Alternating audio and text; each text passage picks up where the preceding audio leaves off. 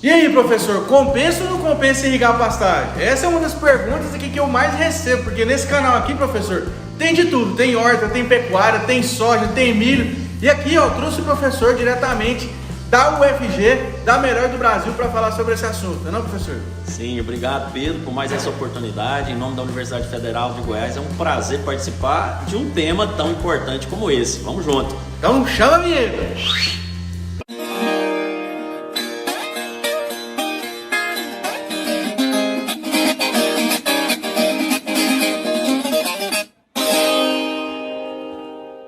Pessoal, essa é uma pergunta muito recorrente aqui nos meus directs do Instagram, né? Que vocês acompanham, já viram aí que eu fiz vários vídeos sobre o assunto de pecuária, como empreender na pecuária. E um dos assuntos aí que a gente vem falando de irrigação. Mas e aí, compensa ou não compensa irrigar a pastagem para produzir gado, né? Seja de corte, seja gado leiteiro, enfim. Vim aqui na minha querida UFG beber a água da fonte aqui com quem realmente sabe, com quem domina o conteúdo, tem doutorado, estudou na Alemanha, na Flórida, falou que a irrigação, José Alves, é sinônimo. Como é que o senhor está, professor? Tudo bem, Pedrão.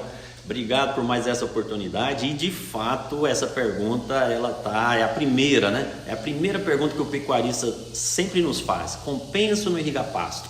E aí fica naquela dúvida, né? Quem é vendedor de irrigação, obviamente que vai querer te empurrar a irrigação de qualquer custo, mas cuidados precisam ser tomados. Eu, particularmente, te falo categoricamente, compensa irrigar, desde que você tome alguns cuidados, como tudo na vida, né? E aí eu costumo dizer, Pedrão, que um item principal, o primeiro item que você tem que levar em consideração é o valor da terra. Perfeito. Né? Tipo, onde, em que região que você está do Brasil, isso é um ponto fundamental, tá? Então, se a irrigação for mais caro do que a própria terra, isso é um ponto negativo. Não quer dizer que você já vai desistir da irrigação, mas é melhor você comprar mais terra. Esse é um ponto, Pedrão. Professor, perfeito. Você falou um aspecto importante, que é a questão de valor da terra, né? Hoje aqui a gente pegar em Goiás aqui, numa média, vamos colocar aí 50 mil reais, 70 mil reais, o valor de um alqueiro goiano, né? Que dá aí 4,82 hectares, né? Aproximadamente. 4,84 hectares aproximadamente aí, né? 10 mil metros quadrados vezes 4,84 aí, né, professor? Um tamanho razoável, né? Que é alqueiro goiano que a gente fala aqui na nossa região. Então, 50 mil reais. Tem como ficar mais que 50 mil reais, professor, um sistema de irrigação por hectare, por exemplo? Não tem, né? Então, assim, a não ser que você vai colocar algo que foge da viabilidade mesmo, mas a média hoje é menos do que isso, bem menos do que isso. Então, irrigação, Pedro, também tem aquele fator, se você for irrigar 1 hectare, é diferente de você irrigar 100 hectares, né? Então, à medida que você vai aumentando a área irrigada, o valor por hectare vai diminuindo, então isso precisa ser levado em consideração. Acaba diluindo, né, professor? Porque a bomba pode usar a mesma, né? Vai só questão de dimensionamento de projeto. Exatamente, né? E o nível de tecnologia que você usa, né? Mas então, no valor médio que as pessoas têm trabalhado aí, jamais vai ultrapassar esse valor, né? Hoje a gente trabalha numa casa de 20 mil reais no máximo por hectare, senão alguma coisa pode estar errada, está muito distante da água, está subindo muito morro com essa água, ou usando um nível tecnológico que pode ser que te roube viabilidade. Então, Pedro, quando vem com essa pergunta para mim, né, compensa ou não irrigar pasto, eu levo em consideração 5 pontos. Esses 5 pontos são chaves para a gente analisar e eles conjuntamente tomar a decisão se compensa ou não compensa irrigar pasto. Perfeito, né, professor? Porque aí acho que fica bom para ter uma base, um referencial para tomar essa decisão de fato, se compensa ou não compensa, né? Então, o primeiro que o senhor falou foi a questão do valor da terra, né? Não pode ficar mais, não pode ficar mais caro que o valor da terra. Exatamente. Que aí compensa comprar mais terra. E o segundo ponto, qual seria? O segundo ponto é o déficit hídrico, né? A gente sabe que as chuvas são distribuídas de forma diferente ao longo do ano. Então, tem região que você tem até 7 meses sem chuva. Então, quanto mais tempo sem chuva, mais se viabiliza a irrigação. E tem região que chove bem. Então, será que você vai irrigar e a pastagem vai responder da forma que precisa? Então, esse ponto também, Pedrão, é chave, tá? Perfeito. Então, temos que levar em consideração isso. Pensando, né, professor? Porque, por exemplo, eu estou numa região, igual o senhor falou, que fica 7 meses sem chover. Então, significa que eu vou ter que ficar 7 meses suplementando um animal, né? E a gente está vendo o preço que está milho, o preço que está soja, né, que hoje é a parte mais cara da engorda de bovinos, por exemplo, e também da questão da produção leiteira, né, porque o animal precisa de energia para converter isso em carne, para converter isso em leite. E realmente, né, ficar 6 meses tendo que fazer só a suplementação mineral e a de ração pode acabar tirando um pouco da margem de lucro, né? Sem dúvida. A gente costuma deixar os meses de chuva o animal no pasto e os meses de seca normalmente ele no coxo.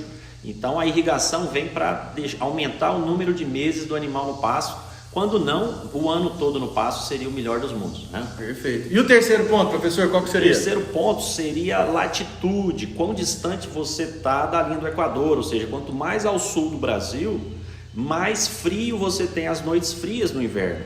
E isso, o que é frio para pasto? A maioria das forrageiras, 15 graus, temperatura noturna de 15 graus, faz com que a pastagem fica estacionada, ou seja, ingrata mesmo, se aduba, se irriga, ela não te responde. A gente precisa saber disso, porque senão não basta você irrigar, você não vai ter a resposta da planta. Perfeito, professor, porque a gente já escuta muito assim, né? Por exemplo, o meu pasto está verdinho, mas não cresce. Exato. É justamente porque forragem é uma combinação, né, de temperatura, umidade e solo, né? E olha o paradoxo, Pedrão, paradoxo, porque veja, nós estamos no Brasil, é de praxe que quanto mais ao sul você vai, o valor da terra sobe, né? E mais a temperatura vai caindo, então você tem um ponto jogando positivo e um ponto jogando negativo, por isso analisar todos os pontos conjuntamente. Perfeito. Caramba, hein? Essa aí é bem observado, professor. Acho que essa passa batido por muita gente em várias análises de projetos. Passa sim. E aí, claro, o outro ponto é qual pastagem que você vai irrigar, né? Que é o quarto ponto, seria... Isso, então assim, você já fez de tudo, irrigação em pasto, assim como em vários outros empreendimentos agrícolas, irrigação é tido como o último degrau da intensificação. Você já fez de tudo para aumentar a lotação do seu pasto, você vem e irriga. E aí você tem que ter a garantia que você ainda vai ter um acréscimo de 30% a 40% a mais de matéria verde produzida. Então isso não é fácil. Então, com todo respeito às braquiárias, o capim coloniano, etc., nós temos que meter um Tanzânia aí, um capim Tifton, um Mombaça. Agora tem um também que está vindo forte, né, professor? Trabalhando na questão do irrigado também, que é o Capiaçu.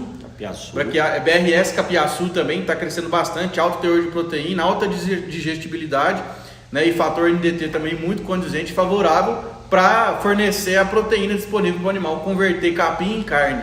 Exatamente. E aí eu falei 5 passos, 5 pontos, mas na verdade um ponto vai junto com o outro, que seria o fotoperíodo, né? Fotoperíodo seria o número de horas de luz no dia, que está diretamente relacionado com a temperatura também. Então, quanto mais ao sul você vai, mais você tem um inverno com noites longas, né? E quanto mais próximo da linha do Equador, mais ao norte do Brasil, mais você tem os dias das diferentes épocas do ano tudo igual. Então, quanto maior a noite no período de inverno, mais frio vai fazer. Então, quase que ele anda junto ali com aquela temperatura de 15 graus que eu comentei. Tá? Perfeito, professor. Quem me acompanha aqui no canal já sabe que eu já fui o cara da pecuária aqui, né? Já rodei o Brasil aí, empresa de software, conheço várias realidades.